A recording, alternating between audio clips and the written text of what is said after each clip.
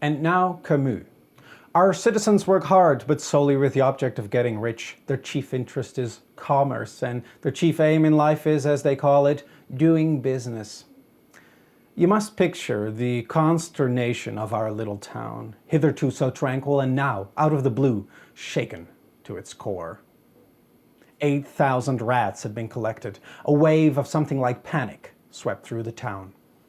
Everybody knows that pestilences have a way of reoccurring in the world, yet somehow we find it hard to believe in the ones that crash down on our heads from a blue sky. There have been as many plagues and as wars in history, yet always plagues and wars take people equally by surprise. We tell ourselves that pestilence is a mere boogie of the mind, a bad dream that will pass away, but it doesn't always pass away. And from one bad dream to another, it is men who pass away. These were a few excerpts from The Plague by Albert Camus. It's a philosophical novel, but also a thrilling story. Camus started to write this book in 1941 during World War II. He lived in Nazi-occupied France. He was the editor-in-chief of Le Combat, the newspaper of the underground resistance. Other well-known French authors of that time are Jean-Paul Sartre and Simone de Beauvoir. They and Camus were existentialists. They struggled with existence and finding meaning to life. This is not strange, considering they just went through a very bloody war. I read this book because it's a really popular book right now for its comparability to COVID-19. The story follows Dr. Rieux. He is a middle-aged doctor who is working overtime to deal with everyone who gets sick. Rieux is calm. He responds very patiently to all the changes in society. It's hard for him to see so many people die, especially young kids. It doesn't always make sense to him. There was no cure, so often he would just comfort the sick until they died. His hospital was more of a hospice.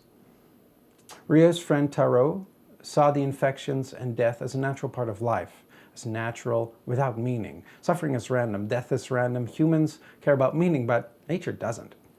The antagonist of that idea was a Catholic priest. There's a scene in the book where Father Panaloo holds a fiery sermon one Sunday. The church overflows with people, it rains outside, and while he was preaching, there's a sound of thunder and lightning. People spontaneously fell to their knees to pray. They trembled in fear. According to Panaloo, the plague was God's punishment for a sinful people. It was a test of their faith, and everyone was on trial.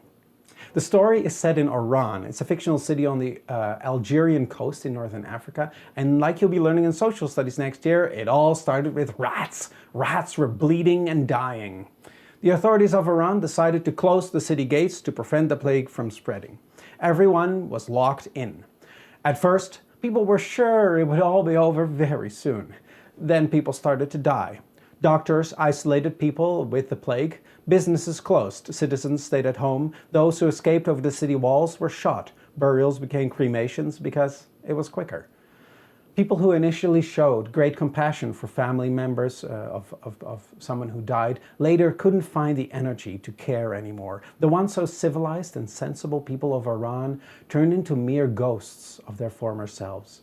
This story does have a somewhat optimistic ending. Eventually, the death toll reduces and eventually the city gates open again.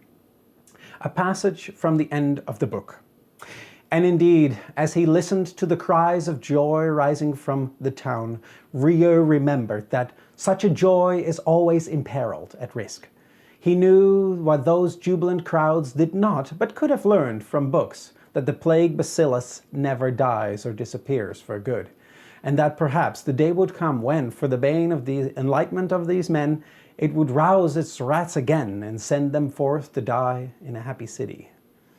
Albert Camus didn't see any inherent meaning in life and didn't want to use any meaning constructs religion had created.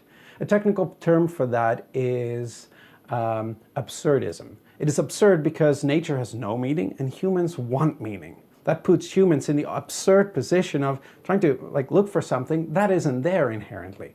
But Camus doesn't stop there, and the tone of the book is not so negative. In fact, Dr. Rieux's character is really loving and thoughtful and patient. He tries to do his best despite the circumstances, and to understand Camus well, you have to see that too.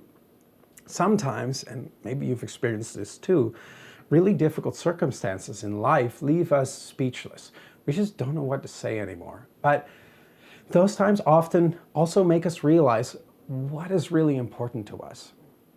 The silence helps us to reflect, it helps us to wander, and just to look at the world, sometimes speechless. And sometimes in those soft moments, we have a little aha, something we realize.